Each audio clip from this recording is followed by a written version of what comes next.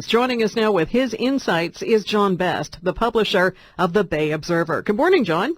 Good morning, Shona. What are your initial thoughts on this? Well, I think that it got off to a bit of a bumpy start for Andrea, to be honest. There was, the event itself was fine, probably 24 supporters, but, really when you look at one former MP, MPP, and a couple of sitting members and their staff, and a few other community figures, there weren't that many people there. I think sometimes it's better to start off more modestly, as Keenan and the mayor did, or Bob Bratina did. They simply went in and filed and then issued statements and talked to the media afterwards. Probably not a good idea to stage an event unless you can really stage one. But I think the real issue for Andrea has just been a tornado of negative social media reaction. And I don't normally pay that much attention to social media because you look at a lot of these loudest voices in our community, and then you go to the bottom of the Twitter or the tweet feed and you notice that there's 4 likes and 2 retweets. So you got to be careful. But in this case, there are literally hundreds of responses. Steve Paikin, who isn't even in Hamilton, got something like 90 or over 100 responses when he tweeted out about her candidacy, and they were just overwhelmingly negative. So that's an interesting wrinkle on this thing. Yeah. There have also been some questions about how Andrea was treated at this event, that she was really peppered with some questions that she didn't seem to have complete answers for. But having been a municipal affairs reporter and somebody who's observed politics closely for a long time, that all seemed like fair game. Yeah, it was. Now, in fairness to all the candidates, now Keenan does have a platform laid out, and when you're coming in as really the newcomer, you have to be a little bit ahead of the others. But there's no question that if you're going to stage an event, announce you're running, you've got to at least be prepared to answer the question, why? Why are you running? You've got to, you don't have to come out with a 14-page document, but there should be, it's kind of an elevator speech, something that makes sense. And perhaps it's a sign of simply the fact that she stepped out of her provincial leadership role. And the minute that happens, you lose a lot of support staff. And, when you're running for council in Hamilton, as much as you may have some supporters, people be surprised how much you're really on your own. So that could be part of the problem. But there was also negativity just around, the fact that she was, and these are probably anti-NDP people, but, they point to her leadership and frame their opposition, I think, more in partisan political terms. But I guess if you're going to step on a banana peel, it's best to do it in July rather than do it in October. True enough. One of the questions that she was asked at the launch was that about her platform and her reasons for running. She didn't really seem to have too much to say there, saying it would be coming in the ensuing weeks. And didn't she criticize Doug Ford for pretty much the same thing in the last provincial election? Well, she's criticized him on pretty much every front possible, so I frankly don't remember that particular one. That sounds like one of his lesser crimes. But, yeah, she's been very critical of him. And I think the one question that was asked that was fair was, given your relationship with Doug Ford, how are you going to represent this community to Doug Ford government? And I was really somewhat surprised with the answer. She said, well, that was something I had to do as opposition leader.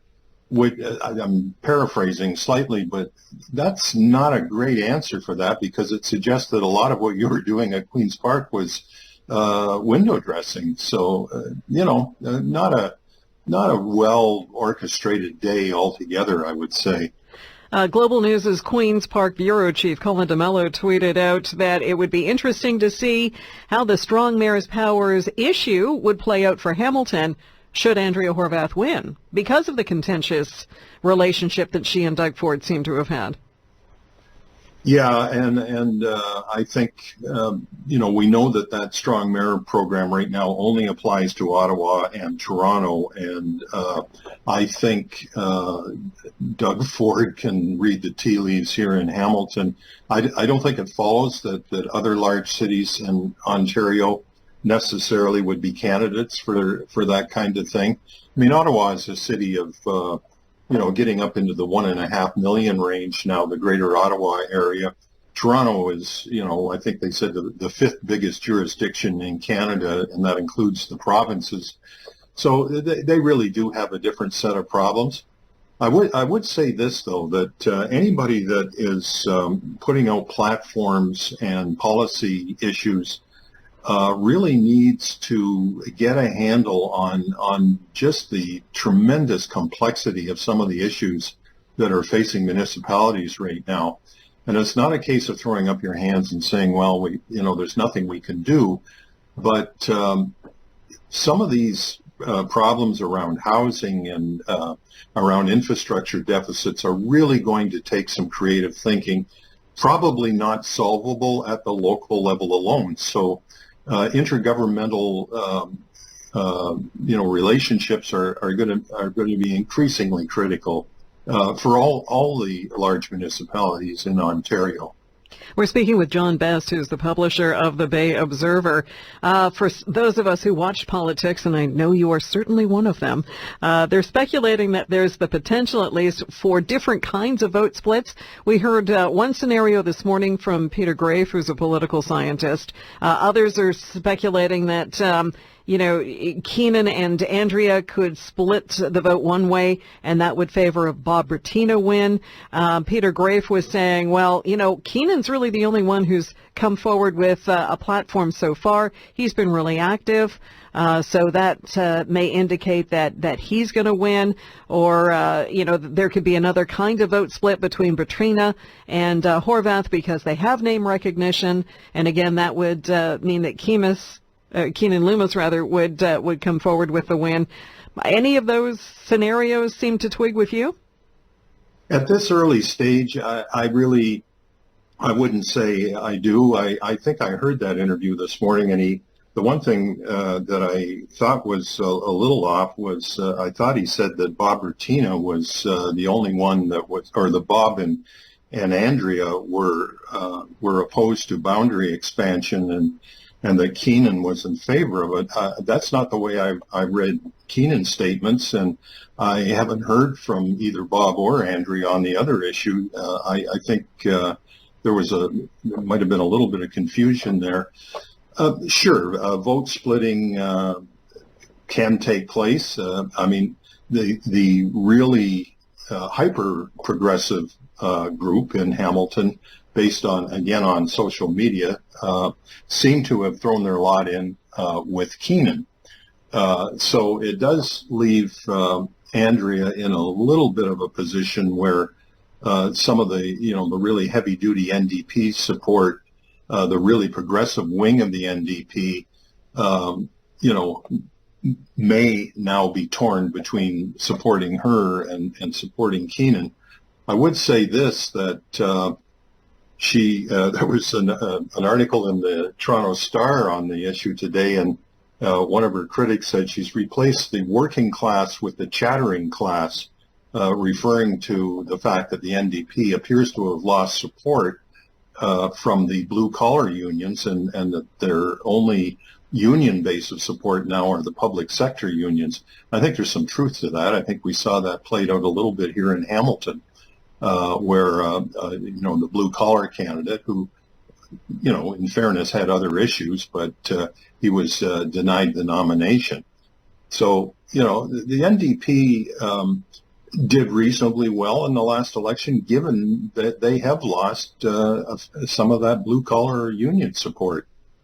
Now, the possibility of Andrea Horwath entering the Hamilton mayor's race, probably one of the worst-kept secrets in municipal politics in the last several years. I mean, I've been hearing rumors about that and seeing tweets with regards to that for several weeks now. Are you hearing any other suggestions of who may enter this race? Well, I'd be surprised if there weren't more people coming in, but I think what you're looking at now are probably the three main contenders. Others will possibly throw their hat in the ring, and we see that every election here in Hamilton. There's always, it ends up being 5 or 6 names on the ballot. But I'd be surprised if a big name candidate would see a way of maneuvering between what we have right now. There's some pretty hefty chunks of the electorate staked out now. And it would have to be a real star candidate. I can't think who that might be. Maybe if Fred changed his mind, I don't know, but I don't think that's going to happen. So I think a lot of the turf has been kind of staked out right now, and there'll be shifts within it, of course, but as the election rolls on. But I think we're looking at the lineup right now, Shona. Yeah. That shifting and when the election really gets into high gear, probably after Labor Day. That's what we love about elections, because you never know what's going to happen. They may have these laid out plans of how they're going to take things from Labor Day till October 24th, and then something happens. Yeah, we're really in, to use a World War II analogy, we're really in what you might call the phony war, where the main issues right now are developing policies, but the main issue is collecting money and getting volunteers and putting a team together. That's really what's going on now, and I've not seen a municipal election in Hamilton where that wasn't always the case. Yeah, but I see what you mean about some of those key issues, and there's going to be a lot of very clever and policy making that is required, as you point out, for issues like affordable housing and the infrastructure deficit, which is huge. It is huge, and it's going to require tri-government solutions, that's for sure. Yeah, because the price tag on that is just so huge. John, thank you so much for your insights on this. No doubt we'll have opportunities to speak between now and Election Day. My pleasure, Shona. John Best is the publisher for the Bay Observer.